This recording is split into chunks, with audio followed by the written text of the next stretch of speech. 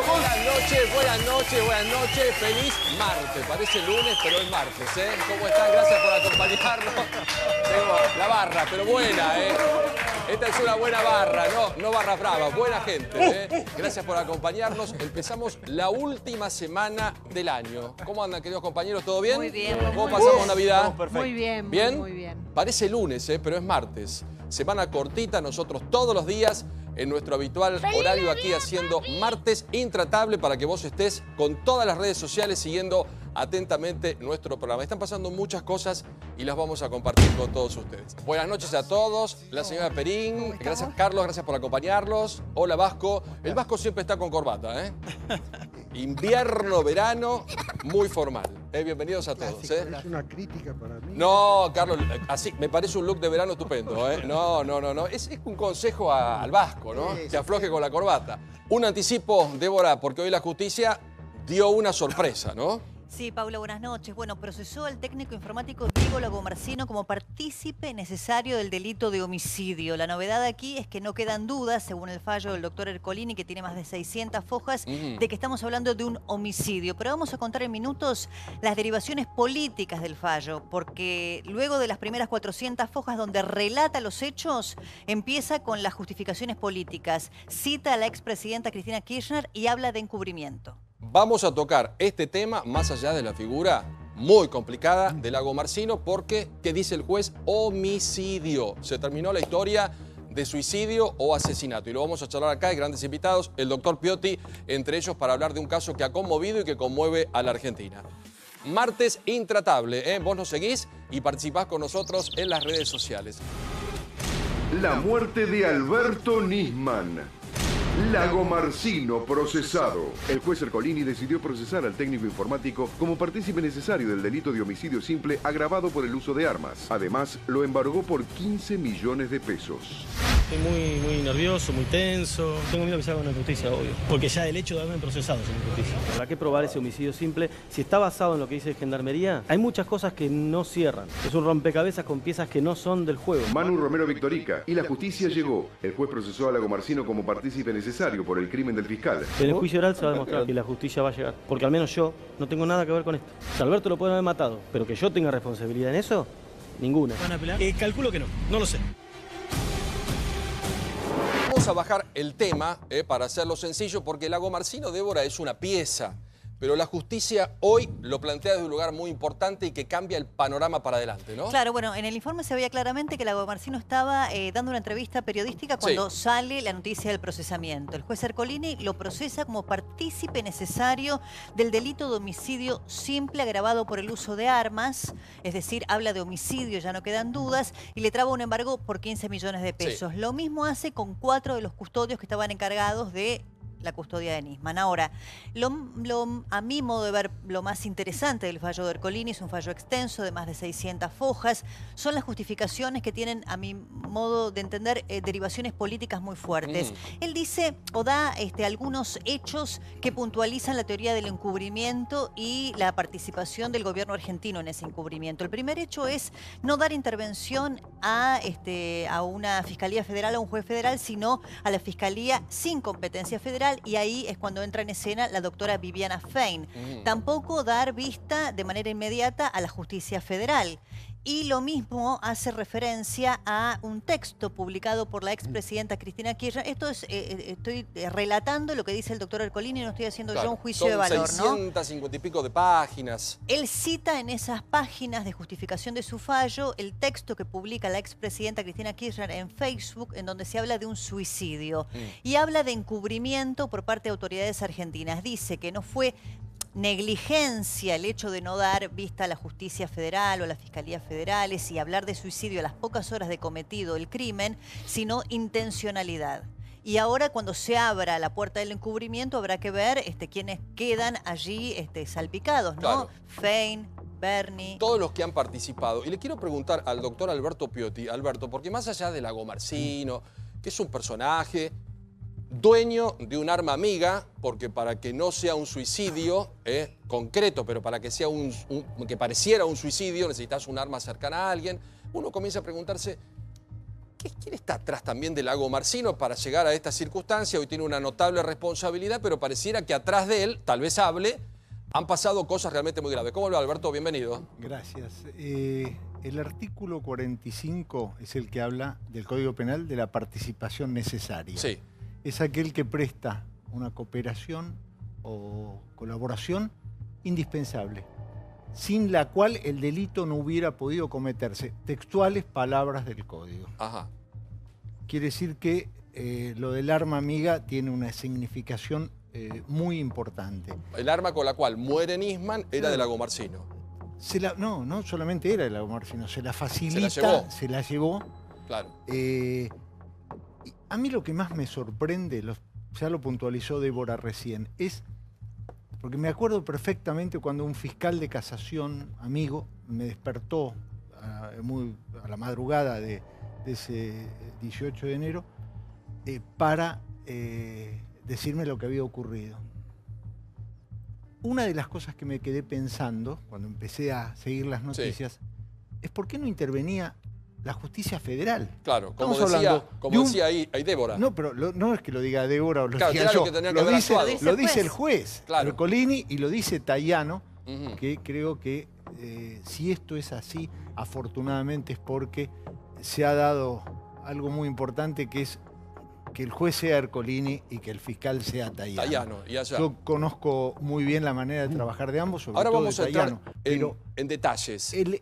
esta investigación se inició mal y las consecuencias están a la vista, que han pasado casi 3 años y recién ahora lo que hay es un auto de procesamiento que es muy importante, pero vuelvo a lo del artículo 45. La colaboración o cooperación, ¿a quién? Exactamente. Ya vamos a hablar con Alberto con fuertes detalles. Carolina, ¿te sorprendió lo que pasó hoy? Porque el señor Lago Marcino en un momento dijo, yo no tengo nada que ver con el plan. La palabra plan también encierra que se armó algo, supuestamente, para ir en busca de Nisman. Bueno, yo lo voy a contestar desde el ejercicio de la profesión, lo que me preguntaste, y de los años de experiencia que uno tiene. 3 puntos, por lo menos. El primer punto, lo que me sorprende es que se haya demorado tanto esta decisión con respecto a Lago Marcino. Yo te preguntaría a vos o a cualquier persona con sentido común si cualquiera de nosotros naturalmente tiene un arma en su casa. En general somos más los que no la tenemos que los que la tienen. Pero en segundo lugar, si un fiscal de esta envergadura te pidiera un arma, yo me preocuparía. Antes que dársela, diría, bueno, quiero ver en qué estado de ánimo está como para que me solicite un arma. No, acá se tomó como natural desde el principio que este señor técnico en informática, que además compartía algunas cuentas en el exterior y que hoy sabemos ahora que su mujer ha tenido viajes periódicos a Chile que no están muy bien explicados, que por lo menos llaman la atención la periodicidad con que lo hacía, porque se le había presentado como una familia muy tipo, ama de casa y demás. Hay tantos puntos que van apareciendo, que por lo menos aparecen como sospechosos para la justicia, que lo que más me preocupa a mí en nuestro país es que se demore casi 3 años, como bien decía el doctor Piotti, en arribar a esta conclusión. Pero lo que parecía un caso muerto, hoy parece un caso, por lo menos que está vivo, porque ahí, como dice Débora, pasó Fein, pasó gente que en vez de colaborar como que entorpeció. Y hoy tal vez estamos hablando, Gustavo... La escena del crimen seguro. Total, hoy hablamos de homicidio. Hablamos de homicidio. Y cambió todo. Lo que dice Ercolini, bien apoyaba Débora con los datos de la causa. Ercolini dice claramente, en uno de los párrafos que está promediando el fallo, dice claramente una intencionalidad política de un sector del poder ejecutivo directamente para que se instale solamente la idea del suicidio. Digo, deja claramente establecido en su fallo que hubo una direccionalidad política para que no se investigara la segunda opción que había, que era del asesinato. Porque la primera opción, cuando vos vas a la justicia de instrucción, bueno, es averiguación de por qué sucedió lo que sucedió. Si vas a la justicia federal, claramente es porque se trata de un asesinato de un miembro de la justicia. La verdad que es gravísimo y a eso le tenés que sumar algunas cuestiones que están en el fallo que son muy llamativas. Por ejemplo, se hace preguntas sobre el famoso kiosco de diarios que estaba en la esquina del edificio Le Parc. Sí, ese dato es raro, ¿no? Porque aparece que no funcionaba. Aparece un día. Nadie le compraba. Nadie le compraba. No tenía muchas revistas, no tenía muchos diarios. Al día siguiente del asesinato de Nisman, el kiosco cierra misteriosamente. Ese kiosco no estaba registrado, habilitado por la ciudad de tenía Buenos Aires. autorización, No tenía nada. autorización. Cuando llaman a declarar al jefe de prefectura por los agentes de prefectura que hacían inteligencia ahí, el jefe de prefectura decía, a mí no me reportaban. Y dice, pero los dos agentes de prefectura que estaban ahí en la puerta dicen que reportaban informes de inteligencia sobre Nisman, dando un nombre en código. Dice, bueno, deberían reportar otra fuerza, no a mí. Entonces hay todo un manto de irregularidades que te hacen suponer que vamos hacia una... Ya voy, Vasco, pero está... Una sola cosita. Sí, Alberto, y presento al doctor que es querellante en la causa. Pero solamente quiero puntualizar algo. De estos 3 años, Sí. hace 1 año que está en la justicia federal por decisión de la Corte. Claro. Eso creo que hay que puntualizar. O sea, todo el tiempo Acá se anterior perdieron perdido. 2 años Sí. y los 2 años se perdieron, entre otras cosas, por lo que señalan ustedes. Exacto. El doctor Farini Dugan es querellante. ¿Cómo le va, doctor? ¿Qué tal? ¿Cómo le anda va? usted? ¿Bien? Buenas noches, muy bien. ¿Lo sorprendió la noticia o esto caía? Sí, yo soy querellante en la causa del memorándum, en realidad. Representando a familiares... A familiares de víctimas de la de AMIA. Sí. Lo que creo que es importante destacar es el nexo entre las dos causas, ¿no? Hay muchos nexos comunes entre las dos. Para empezar, yo creo, francamente, en mi opinión personal, es que la muerte de Nisman se debió a la denuncia del encubrimiento. Es decir, que hay una relación de una cosa con la otra. Además, existen nexos en común con circunstancias de hecho, es decir, hubo una fuerte campaña mediática de parte del del gobierno anterior para tratar de generar en el público una impresión distinta de la que ocurría en verdad. Es decir, se trató de explicar la muerte de Nisman como un suicidio, que hoy se sabe que no lo es, y la del memorándum con Irán como una cosa absolutamente conveniente para destrabar la causa de la AMIA, cosa que también resultó que no era. Ese es el primer nexo común. El segundo nexo común es la campaña judicial, es decir, en ambas causas se hizo mucho por destruir la prueba. Tanto en la causa de la muerte de Nisman, ya vimos las escenas de cómo iban al departamento, Sí, 60 pisoteaban personas, todo, un pisoteando desastre. todo. Y en la causa del encubrimiento, eso es una de las cosas que se destaca en el fallo de Cámara. Es decir, hay que hacer una diferencia aquí, que es el tema de las prisiones preventivas, porque si uno se pone a ver la expectativa de pena que hay en una causa y en la otra, la que tiene Lagomarsino es mucho mayor que la del encubrimiento. Pero aquí se tuvieron en cuenta para las órdenes de captura otras circunstancias que son el entorpecimiento con la investigación. Es decir, se han hecho muchas cosas para entorpecer la investigación en la causa del memorándum que siguen haciéndose hoy. Es decir, aquí el fallo de Cámara pone el eje sobre el rol de Noble, ¿no? Este personaje que era una figura pública de Estados Unidos, que fue director de Interpol y que era una especie de testigo imparcial y, bueno, en fin, resultó ser que la carta que le había dirigido a Timerman explicando todo y demás, según lo destaca el fallo de Cámara, lo hicieron en Cancillería. ¿Y este personaje dónde lo ubica usted, Lagomarsino? Porque algunos también lo van a querer reducir como que Lagomarsino es el responsable. Y atrás de Lagomarsino muchos sostienen que puede haber un plan de decir, che, este es el que tiene que entregar el arma, esta persona tiene una cercanía y hay que ponerlo al frente de la situación. Esta es la hipótesis del fallo, yo creo, en el sentido de que Lagomarsino no es el autor, digamos. Acá claramente es quien ha prestado una participación necesaria, pero no el autor. Aquí se está destacando que existe gente, es decir, que hay otras personas que fueron las que cometieron, las que ejecutaron el hecho, ¿no? Claro. Esto es muy importante Pero destacar. hay que ver también, más allá de la participación y la responsabilidad que tiene, si actuó solo, si actuó presionado o de qué forma actuó. Hola, Laura, ¿cómo estás? Vos hablabas de, buenas noches, de implicancias políticas. Recordemos que todo esto también trae aparejado un pedido de desafuero que tiene en estos momentos en el Senado de la Nación la expresidenta, que tiene que ver con lo que decía acá el doctor, con el posible y entorpecimiento del avance de la investigación, no por caso 3 años de demora.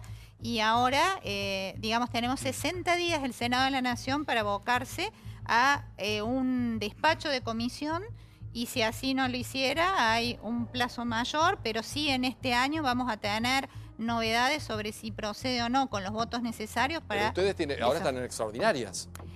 Los 60 días se cuentan desde el día que entra el pedido de desafuero, quiere decir que va a vencer casi en el mes de marzo aproximadamente, y posteriormente, si no saliera despacho la Comisión de Asuntos Constitucionales, que todavía no está constituida, antes estaba en cabeza del doctor Marcelo Fuentes, que ahora forma parte del bloque que integra a Cristina Fernández de Kirchner, así es que todavía no sabemos cómo va a resultar esa distribución de titularidades de comisiones y que llevará adelante. O sea que hay 60 días.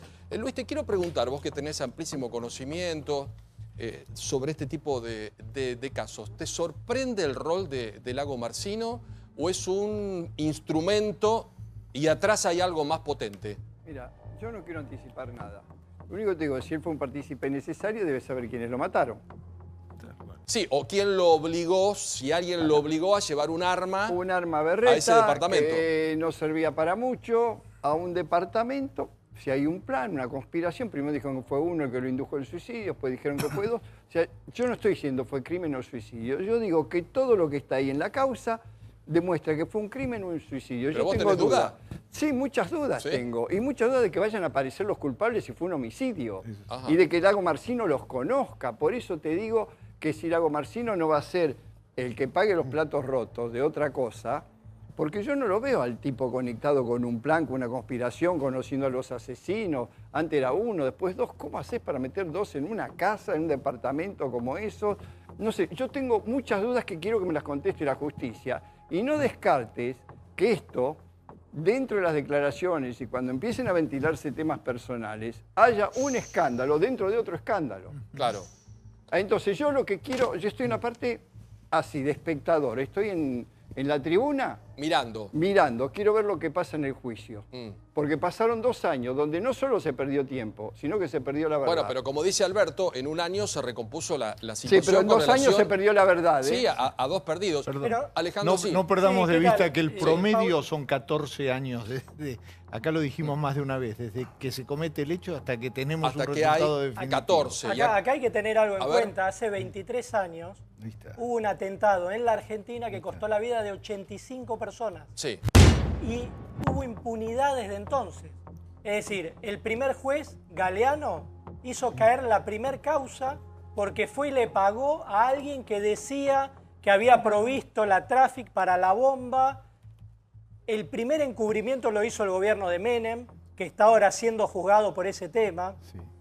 Y tenemos ahora esta segunda tragedia, que es que el fiscal que investigaba ese atentado donde murieron 85 personas, cuando acusa de encubrimiento al gobierno de entonces, es asesinado y el gobierno encubre ese asesinato y ahora entonces tenemos esto que decían, bueno... Gravísimo. Gravísimo. Gravísimo, A mí me parece que esa es la terrible tragedia de la Argentina, ¿no? Tenemos un atentado con 85 muertes, el juez que tiene que investigarlo no quiere investigarlo Un fiscal y muerto. se cae esa Pero- causa, el no, fiscal haciendo después la muerto. sumatoria Pero que se vos supo planteás, quién es pero, realmente perdón, tremendo. el atentado se supo, estaban los nombres, no se los quiso castigar ni condenar, pero que los nombres están, lo dijo Miguel Ángel Toma, que estaba en la CIDE, se descubrió completamente. Perdón, la Intervino CIDE la fue Mossad, culpable. la no, CIA, no. todo. La CIDE Pará. fue culpable de que se caiga No, esa estoy hablando de causa. la CIA, por dije. La CIDE. No, Toma, yo hablé. no, pero Miguel Ángel Toma era de la CIDE. No, que. Y la CIDE fue culpable en ese momento de hacer el pago de los 400.000 pesos, dólares a Tejeldín para que caiga la causa. Doctor, ¿cómo cree que sigue todo esto? ¿Va a avanzar? Porque ya dimos un paso importante, por lo menos recuperamos un año y hoy hablamos de un homicidio. Sí. ¿Cómo lo ve usted? Yo creo que sí, por cierto. Ahora, bueno, seguramente van a recurrir, va a ir a la Cámara. Acá hay una cantidad de imputados que exceden a Lagomarsino, por cierto. Que ya... Sí, los custodios. Sí, demás. La investigación, por cierto, tiene que continuar, pero esto seguramente va a ir a la Cámara, veremos si confirma o no, en lo que hace al homicidio. En lo que hace a la causa del memorándum, hoy me llegó la cédula del 346, es decir, para requerir la elevación a juicio. Es decir, esto va a juicio oral, seguramente el año que viene va a haber un juicio oral. Paulo, gracias, doctor. Un gusto que haya venido. Encantado, Hasta muchas pronto, gracias. Que le vaya muy bien. Bueno, atención, escándalo nacional con Jorge Sampaoli, el técnico de nuestra selección, y un caso muy particular. Involucró a policías de su ciudad natal. Escándalo, disculpas y todo el mundo opinando del tema del día.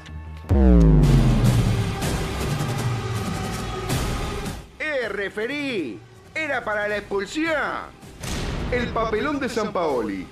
En un arranque de furia, el DT de la Selección Nacional maltrató a un agente de tránsito este fin de semana durante un control de alcoholemia en la ciudad de Casilda. Si bien pidió disculpas por su accionar, el repudio fue generalizado. Algunos incluso pidieron su renuncia.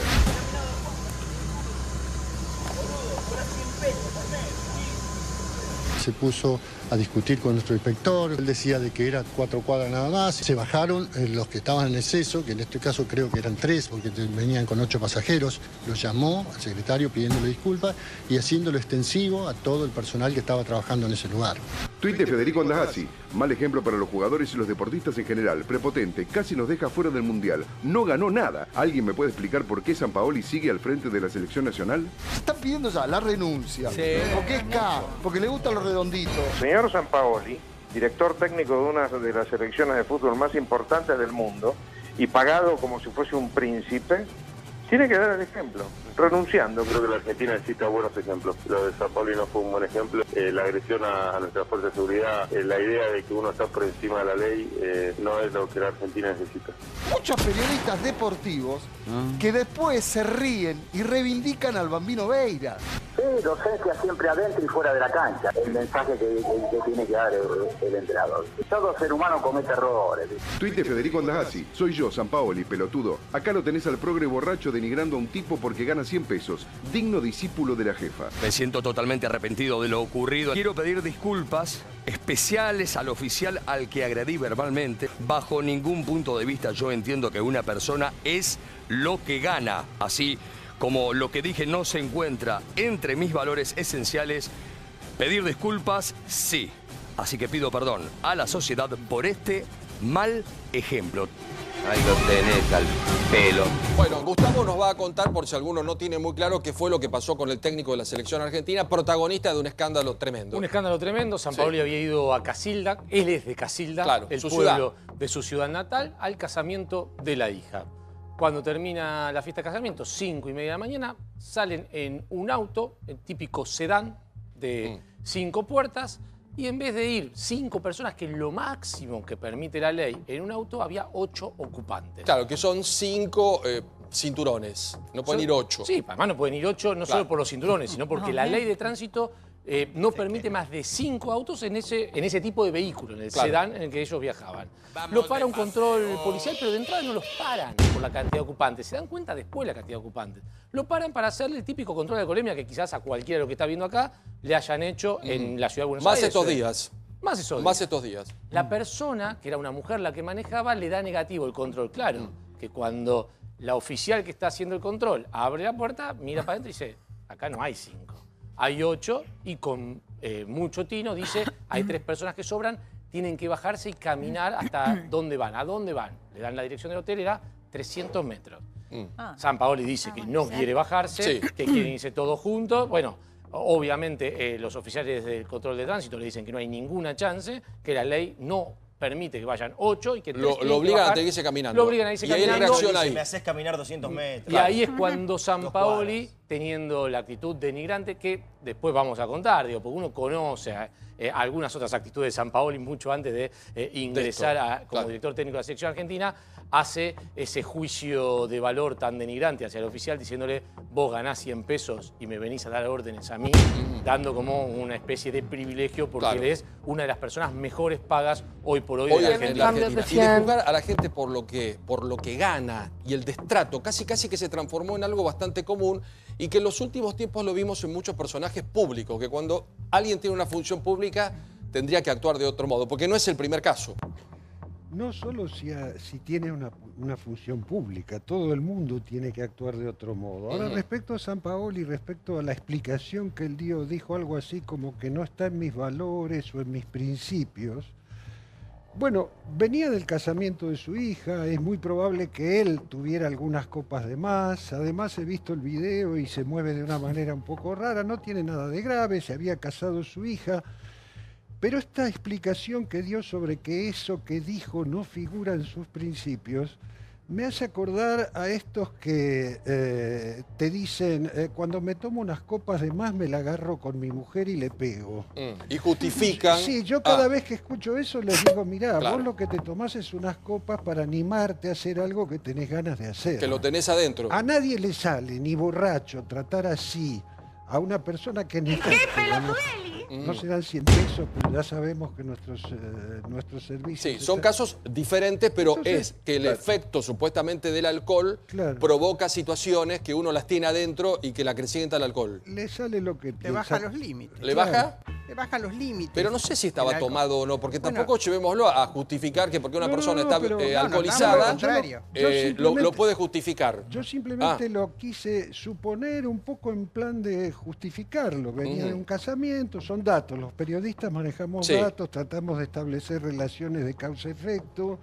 Bueno, venía de un casamiento, eran las 5:30 de la mañana, lo pararon, lo quisieron hacer bajar del coche, pero a nadie que no piense eso en lo más profundo de sí mismo, lo dice. Por más borracho que esté, que no era el caso de este señor, probablemente tenía algunas copas de más, no dice eso. ¿Qué nos pasa, Carolina? Pero Porque más allá de Sampaoli, yo a lo que voy es que muchas veces en la Argentina, ni que hablar también de personas que no tienen un cargo público, los chicos que trabajan en los call centers pero están hastiados de recibir malos tratos, los empleados en los aeropuertos, en todos lados, los mozos en los bares, hay gente con muy malos tonos. Pero algunos públicos, como el caso de Sampaoli o el caso de Cabandier, cuando hicieron un control y dijo, con la fuerza yo soy de seguridad, diputado, ¿no? Y te puedo hacer echar. Exacerbado con la fuerza de seguridad. Ahí A mí me está. parece que está bien lo que decís de los restaurantes, los propios médicos. Acá hemos traído lo que era impensado. Sí. Médicos que tienen que salvarle la vida a la gente, agredidos por aquellos que necesitan ser salvados. Pero a mí me parece que en la Argentina hay particularmente una animosidad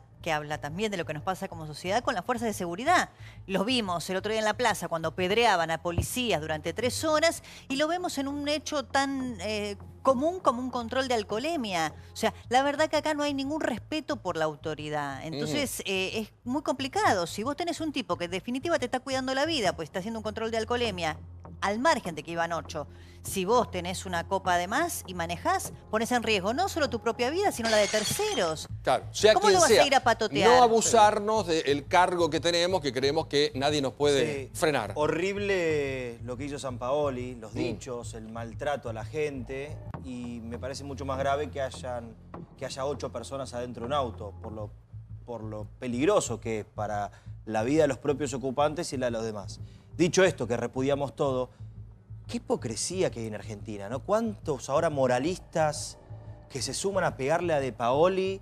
Sampaoli. A Sampaoli, perdón, a Rodolfo, mirá. Debo estar pensando en Rodolfo, le mando un saludo. A Sampaoli, el técnico de la selección argentina, y que piden hasta la cabeza. O sea, digo, ya lo máximo, escuchar a Andajasi hablar de fútbol y pedir cabeza. Digo, ¿dónde está la doble moral de los argentinos? Porque se equivocó, pidió disculpas, para mí es tema cerrado.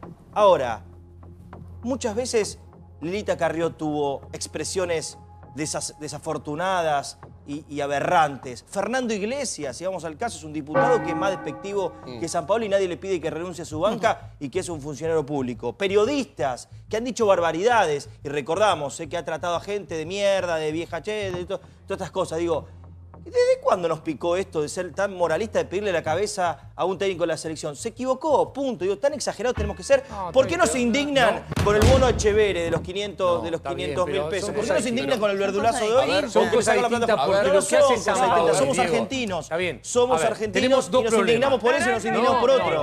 Un presidente de vacaciones y nos indignamos por Sampaoli. No tiene que ver una cosa con la otra. Sí, tiene que ver con la otra. La verdad que la hipocresía de los argentinos tiene que ver. Contesta, Gustavo, lo vamos dividiendo. A ver. En principio tenemos 2 problemas. El primer problema que deberíamos aceptar como argentinos es que al argentino siempre le gusta transgredir las normas. Siempre. En el caso de Sampaoli, en cualquier caso de la gran mayoría de los argentinos, quiere transgredir normas. Lo que pasa es el semáforo en rojo. Nos indignamos con él. No. Pero ¿sabés por qué nos indignamos por él? Y no con alguien que, como vos me decís, Fernando Iglesias, que a mí no me gusta lo que dice, porque él está haciendo un abuso de poder. Él le está tirando... Nadie pide... Él le está tirando al policía su poder encima. Porque si Sampaoli fuera un desconocido, que el policía no sabe quién es, no le hace... Sucede siempre eso. No le hace esa escena. No le hace escena de yo te puedo hacer echar o vos ganás 100 pesos. ¿Pero le dijo que lo iba a hacer echar?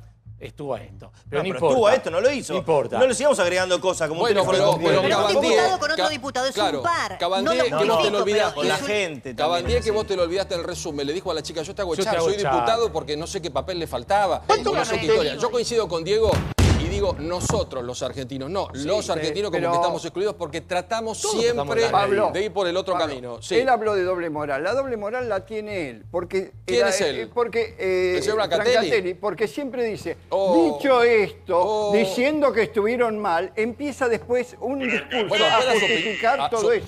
Eso es doble moral. Decir, esto lo condeno, pero después lo justifico con otras cosas mayores que pasaron. Pero Sampaoli condujo una selección chilena con varios futbolistas alcohólicos y que en la Copa Sudamericana que se jugó en Chile, Vidal chocó incluso una Ferrari, el estado alcohólico no lo suspendió, toleró el alcoholismo dentro de su selección, se fue a tiempo, pero a mí me preocupa que esté en una selección argentina y si toleró esos excesos en la selección chilena. No, eso y yo te digo, no lo vi como un tipo que aplique una mano férrea de disciplina en una selección. 80-20 a que lo echen. No, me bueno, parece que fuimos a una locura. Lo que pasa es que lo que a uno le molesta es la doble vara de Sampaoli, como de muchos, que dicen una cosa y después hacen otra cosa. Entonces, argentinos, lo que tenemos que medir son los hechos, no los relatos. Los argentinos, no los relatos. Sampaoli. Porque Sampaoli tiene un relato para un montón de cosas y cuando vos ves los hechos hace todas las cosas distintas. Porque Sampaoli te firma un contrato y hay que pagarle por un offshore en Panamá. No hay que pagarle en una cuenta. La pucha. Digo, entonces, nos vamos enterando. Vos empezás a ver que una cosa es cuando habla el público, otra cosa son las cosas pero no que son ilegales las offshore, dijeron.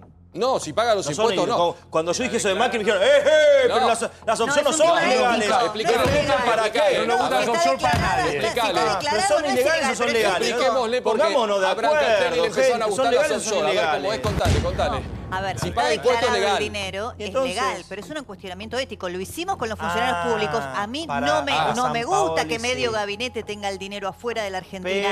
¿Cómo le vas a pedir confianza en nuestro país a los inversores? Ahora, este señor vino a trabajar en la Argentina, pero no le gusta tener la plata en la Argentina. Ahora, ¿dónde trabaja? O el presidente. Se ve que no le gusta tener la plata. Bueno, está bien. Entonces, ¿a qué justificás a Digo, todo? ¿No justificás a ninguno? Ustedes estoy pidiendo que se pongan de acuerdo. Pero o está mal todo, o está bien. Pero perdón, pagar, Liliana, pagar los impuestos de un offshore no es un pecado. Si vos pagás los impuestos acá, vos podés tener también, la Diego. plata El delito donde se te está en el caiga. origen del dinero. Claro, No hay problema. Tenés que pagar impuestos. Paga la plata. No hay problema. Después la querés O sea, poner. El en único un delito ca- que podés cometer es no pagar.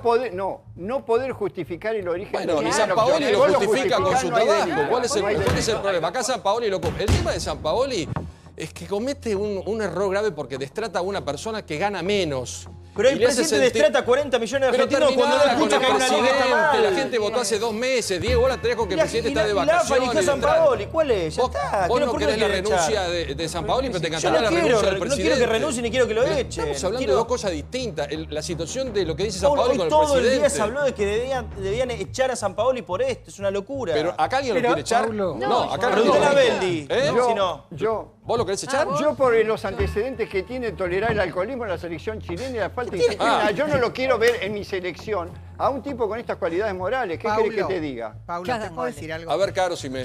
Perdón, me ¿no? serenás Creo que esto. lo grave es la frase que está ahí reproducida. ¿Cuál? Boludo, vos que cobrás 100 pesos por mes, Está como sos si- un gil. Me parás a mí. Ahora, si al señor Sampaoli, en Sí. la fiesta de casamiento de su hija, le hubieran entrado 4 encapuchados a asaltar a los que estaban invitados a ir, ¿a quién hubiera llamado para que los la defienda? Al policía. boludo que cobra 100 pesos. por mes. Se equivocó y lo Esa es la reconoció. gravedad, no hay doble moral. Sí. Que aquel que siempre critica el accionar de las fuerzas de seguridad, como muy bien decía Débora recién, es el mismo que cuando le pasa algo va a llamar a esa fuerza de Y si seguridad no para que lo es cuiden. efectiva, va a protestar.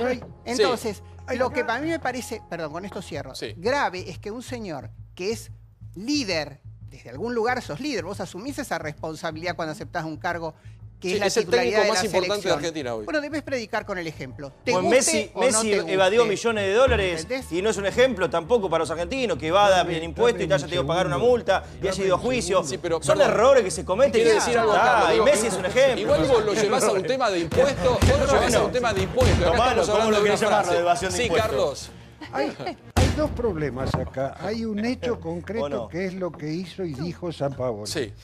Y luego está lo que dice Brancatelli, que por una vez estoy de acuerdo con él. Es verdad que en Argentina Mucha gente pasan está muchas empezando cosas. a A tal punto que tuvimos una presidenta que trataba mal a la gente en las conferencias de prensa, en los actos, y que se negó a entregar el mando al presidente electo, Cristina Fernández. O sea, sí, arrancamos de los primeros puestos. Son malos ejemplos. Exactamente. ¿Cómo podemos esperar que el conjunto de la sociedad funcione bien? Bueno, esto que plantea Carlos es muy cierto, porque tenemos muy malos ejemplos que los argentinos los fuimos naturalizando. Lo bueno es hoy decir, che, esto está mal, y obligarlo a Sampaoli a tener que pedir disculpas, cosa que tampoco es muy habitual en la Argentina. Lo que pasa es que es cierto que tenemos una doble moral, porque él lo que quería evitar era cumplir la orden. ¿La orden cuál era? Señores, tienen que caminar. Punto. No era tan grave. Y en realidad los argentinos tenemos un comportamiento de si podemos evitar cumplir las normas que no nos gustan y lo evitamos. Y por eso tenemos ese doble discurso. Si tiran piedras a los policías, nos indignamos. Pero si la policía hubiera tratado de frenar a los manifestantes el otro día, me refiero, hubiéramos dicho represión, qué escándalo. Entonces sí, creo que tenemos una doble moral. Y creo que somos de pronto a veces demasiado duros con alguno. Y en eso coincido, otro más que coincide con Brancatelli. Ambiguos. Ambiguos. Como que, bueno, ahora Sampaoli le pegamos. Es un objetivo fácil, Sampaoli. Claro, pero es en lindo realidad, para pegarle a Sampaoli, aparte ocupa todos los tiempos de radio y televisión. Pero y Diego, es un tema lindo para pegarle a Sampaoli, está bueno. Pero Diego, lo correcto es que seamos duras con Sampaoli o con aquel con cosas argentino. Importantes, tenemos que ser duros todo, Diego. y exigentes, implacables. El tratar mal a una gente que está trabajando y que está cumpliendo su deber está tan mal como evadir millones de dólares. Está mal, a los agentes le pasa a diario eso, es una cuestión de sociedad, de educación que hay que cambiar. Pero perdón, pero hay que cambiarlo y tal vez el disparador de un conocido o de un famoso sirve para que... Al argentino con la prepotencia, es no una lo sociedad la prepotencia no, cambiar con es el ejemplo. Esto cayó mal. Es una Argentina en donde los padres van a pegarle a los maestros de sus hijos porque no le gusta cómo le da clase o la nota que le puso. Bueno, ese es el problema. Cuando aparece una persona pública, puede ser Sampaoli, podría haber sido otro, quizás sirve para magnificar un mensaje. No puede ser ni que los padres le peguen a los maestros que no les gustan de sus hijos, ni que los médicos sean agredidos por los pacientes, ni que la gente estacione en la rampa de discapacitados o en el lugar para las embarazadas porque da igual, porque no hay ninguna multa que vayas a tener que pagar. No puede ser que al policía, el chorro que mata a un policía se lo cuelga como una cucarda porque vuelve al barrio con un trofeo. Hay miles de ejemplos. Nadie duda que está mal. Aprovechemos para condenar a Sampaoli haciendo un poco de autoexamen de lo que pasa en la sociedad argentina. En la Plaza de Mayo, darle 100 latigazos, que renuncie y se tenga que ir del país. Digo, paren un poco. No, eso no, Alejandro, sí. No, y además, viajaban 8 personas en ese auto. Malísimo. Es decir, tengamos en cuenta la cantidad de accidentes de tránsito que hay en el país, como para que el técnico de la selección argentina viaje en un auto 8 personas cuando eso está prohibido y que cuando un policía se lo hace notar y no es que le incauta el auto, le dice, bueno, bájense 3, reacciona de esta manera. O sea, tiene que ser diciendo, de cualquier manera. No, pero vos parece como que lo estuvieras defendiendo. No, lo escuchaste, estaba desde un digamos que los accidentes de tránsito son la primera causa de muerte de la Argentina. Digo, lo que habla bastante de que Sampaoli representa la violación de las normas de tránsito, representa muy bien a la gran mayoría de los pero está muy bien que la sociedad se indigna con esto. Sí. Porque de alguna manera uno quiere cambiar eso y está bueno que empecemos por quienes ejercen el rol de líderes. Y aunque no te parezca, Sampaoli es un líder porque dirige a la Selección Nacional de Fútbol, donde la mayoría de los argentinos depositan muchas esperanzas y esperan que quien dirija eso no dé esta imagen. Para mí tiene mucha relación con la política. Líder, ejemplo, es el que conduce, Perdóname, vos lo trasladás y tiene mucho que ver. No da muchos ejemplos. Perdóname, Diego, relato. Él hace un relato de un montón de cosas y actúa de otra manera. Y lo igual que el presidente, igual que la política. O sea, tiene mucho que ver. Sí. Tiene mucho Exactamente. Que ver. Otro tema importante del día, atención, rompió el silencio Lázaro Báez. 2 años preso y hoy en Ezeiza hizo declaraciones que van a traer consecuencias importantes. Presten atención. ¿Cómo es la vida adentro? Dura, pero buena, por ahora. Me han tratado bien. Yo no vine a pelear acá con la gente que está acá, sino... ¿Y con los otros presos, digamos, conocidos, famosos, exfuncionarios algunos? No están con nosotros. Han sido muy inteligentes no ponerlos con nosotros. Porque se van a agarrar. No, pero pero diríamos algunas cosas que creo que no merecemos decirlas. ¿Cuándo fue la última vez que habló con Cristina? No, mucho tiempo. Mucho tiempo. Sí. ¿Desde que está detenido lo llamó alguna vez? No, no tengo esa suerte. Néstor, como yo siempre dije, fue mi amigo, pero mi relación con él era una cosa y con su señora era otra cosa. ¿Y a Cristina qué le diría si la tuviese cara a cara? Es que tiene que cambiar, y mucho. Si quiere ser dirigente político y quiere estar sentado en la conducción del país, de nuestra patria, tienen que cambiar. No es una cuestión personal. No es lo que yo quiero. Usted siempre dijo que era amigo de Néstor Kirchner y siempre se mantuvo leal a él. ¿De Cristina no eran amigos? Cristina era la señora de mi amigo. Claro. Son cosas distintas. Mira, yo nunca fui testaferro de los Kirchner. Yo lo que siempre estuve agradecido a mi amigo fue que me diera trabajo. A mí no me regalaron banco ni me regalaron fichas. Yo soy un empresario. He trabajado toda mi vida en el sur. Todos fueron por licitaciones públicas. Nos dieron 195 obras. Y de las 195 obras nos resta terminar 13, 14. Que fueron las que se estaban ejecutando al momento en que fui detenido, inhibido, inhabilitado y todo lo demás. Si vos me preguntás cómo crecimos nosotros, yo te diría cómo crecimos nosotros, de la nada. Como todas las empresas que fueron creciendo e invirtiendo y apostando por su actividad. Más allá de lo que signifique Báez y el hecho que da una nota y se lo puede ver, se lo puede escuchar, deja algunos títulos que alguien o algunos los puede preocupar. Bueno, uno que es histórico, ¿no? Su rivalidad con Cristóbal López. Dice, a mí no me regalaron fichas, ni bancos, ni casinos, etcétera. Ahora, lo que a mí me parece más interesante es recordar que él está preso en el marco de la causa de la ruta del dinero que lleva adelante el doctor Sebastián Casanello. Y cuando él se atribuye ser un empresario, que nadie le regaló nada, yo preguntaría por qué está preso. Era un empleado bancario, un monotributista que allá en su provincia de origen... Sí, hoy uno de los dueños de Argentina, tenía ¿no? un ingreso módico y pasó a ser un empresario que tiene hoy más propiedades que la aloe vera, porque realmente la enumeración de propiedades que ha encontrado el fiscal Marijuán cuando empezó a hacer el relevamiento es escandalosa. Tiene prácticamente una provincia entera. Entonces no es cierto que solamente trabajaba el direccionamiento que hubo de la obra pública. Quedó demostrado en la auditoría que se hizo por parte de Javier Iguacel, en donde Lázaro Báez fue el primer beneficiario de obra pública en la provincia de Santa Cruz, por ejemplo. Con mucha ventaja. Vasco, ¿qué notas en esto? Después de 2 años, querer dar una nota, ¿es dejar mensajes? ¿Es querer cambiar el eje de la causa? ¿Qué está pasando? Yo creo que ya en las causas están apareciendo todas las cosas, cada vez los círculos se van cerrando más, el círculo del dinero. Entonces creo que ahora todo lo que antes podía ser un misterio, guardo cosas, no lo digo, está empezando a desaparecer. Entonces creo que lo veo tranquilo, además no lo veo, ahora es cuando recién lo habían detenido, estaba con problemas de salud. Vos lo ves una persona muy tranquila que está diciendo, yo solo no fui, ¿no? Es decir, los circuitos eran los normales, esto pasaba por toda la administración pública, todo el mundo vio lo que a mí se me pagaba, está desviando la situación, es decir, no me miren a mí, miren todo el circuito de cómo se me Pero no se arrepiente, no fue necesariamente así.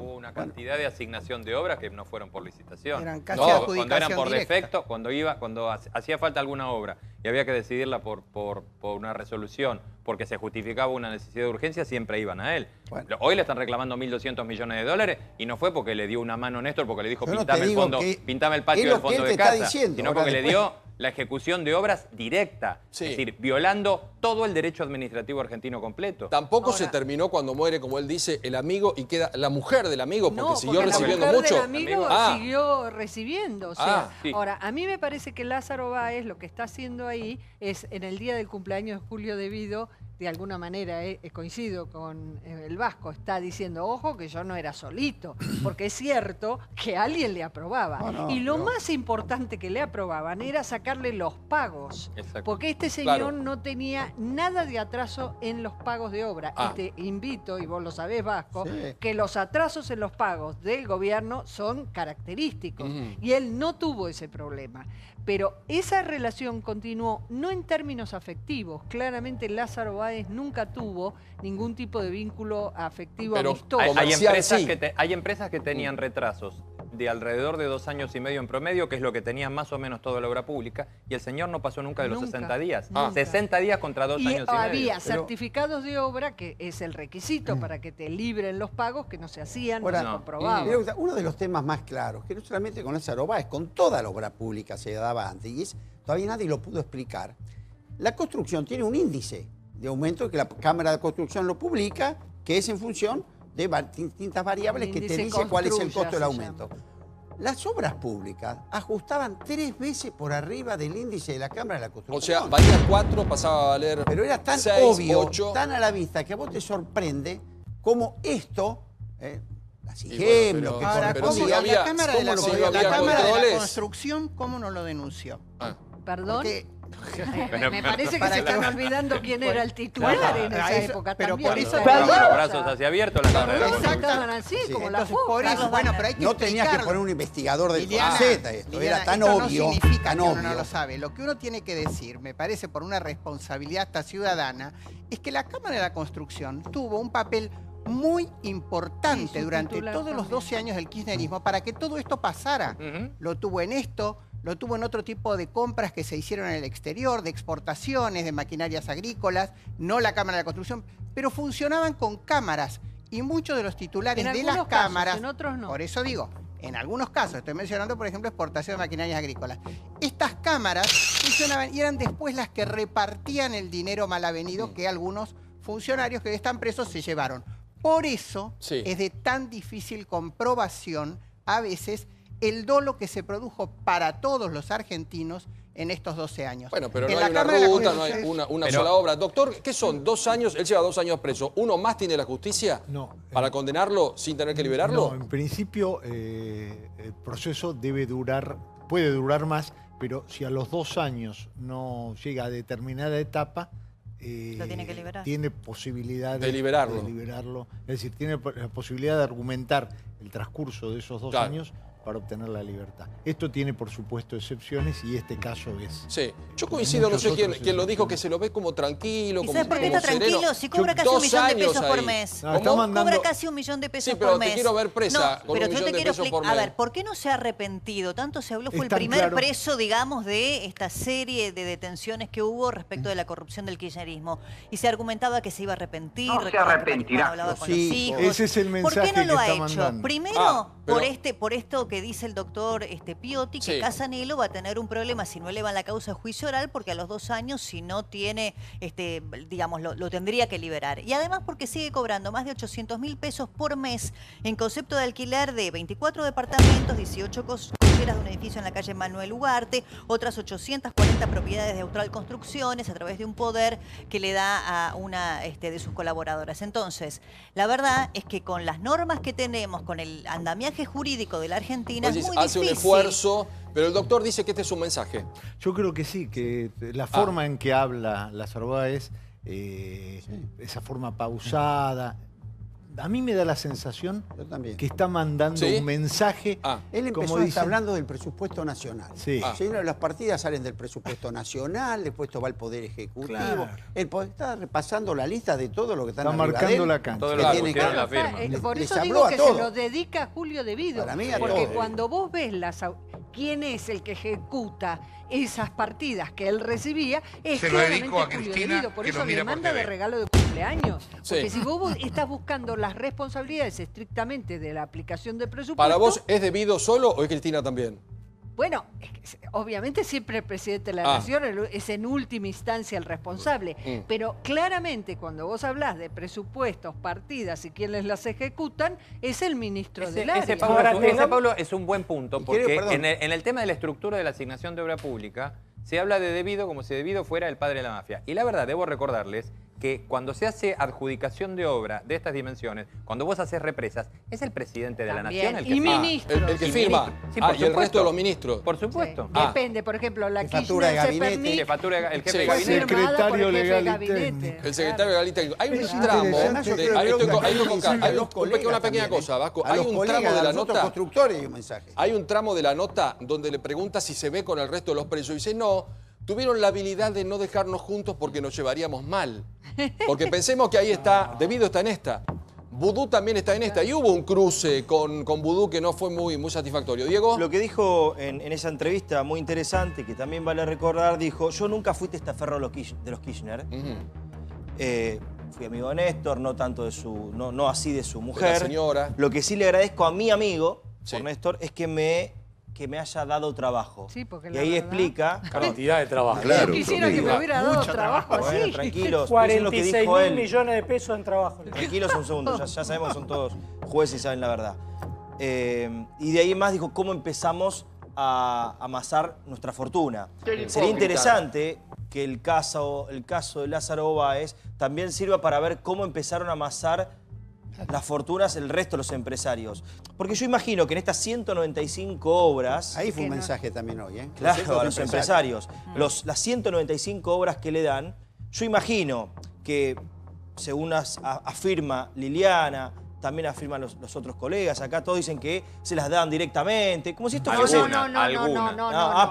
porque a la gente... Alguna, bueno, esas algunas... Fueron por licitación. Pero esto, ¿cómo se manejaba? Como la familia, la famosa familia feliz de Liliana Franco, que siempre describe, que la mamá y el papá se juntan, le firman y se la dan. No hay organismo de control. No había. No tiene que pasar... No pasa por tesorería, no hay diferente forma de aprobar. O sea, tan fácil hacían todo. La mayoría fue por licitación pública, porque además el sistema... La mayoría. Pero hay obras, pero hubo obras de adjudicación directa. En caso de urgencia hubo obras de adjudicación directa. ¿Qué obras, por ejemplo, hubo? En el CSK todavía están en la investigación. No llegaban a tiempo y hacían Por eso digo, pero no nos apresuremos, está todo en investigación. El 90% ya bajamos, ya es un 90% por licitación. ¿Quién controlaba debido? Estoy tratando... Pero es de Lázaro, no de Diego. También vas a tener que ver cómo se repartía. A ver, vamos a explicarlo. Él la ganaba y después la repartía. A ver, de a uno. No, que se pongan todos nerviosos. Estamos tratando de basarnos en la legalidad y no en el deseo. Vos me sorprende que vos veas un santo en la tierra cuando ves a Báez. No digo ser un santo. Vos lo que decís dar explicaciones. Vos lo que decís es cómo puede ser porque había organismo de control. Claro, yo te recuerdo que en el primer gobierno, el de Néstor Kirchner, quien controlaba... La Milichelli. La Milichelli, que controlaba todo lo que hacía planificación. Si te controla tu esposa, y es probable que tenga algún tipo más laxo de control que si te controla alguien. Sería como si hoy te controlas. Hay algo sí, de a uno. A ver, de a uno. El sistema es llamado licitación. Y dicen, porque yo no lo puedo ir a fundamentar porque no tengo las pruebas, que, por ejemplo, en el caso de la construcción, le tocaba, hoy te toca a vos, entonces se aparecían 3 propuestas diferentes. Lo que yo voy es solamente con Lázaro Báez ese mensaje también. ¿sí? Ahí va ese mensaje. Básicamente, si vos Lázaro es el único. No, escucha.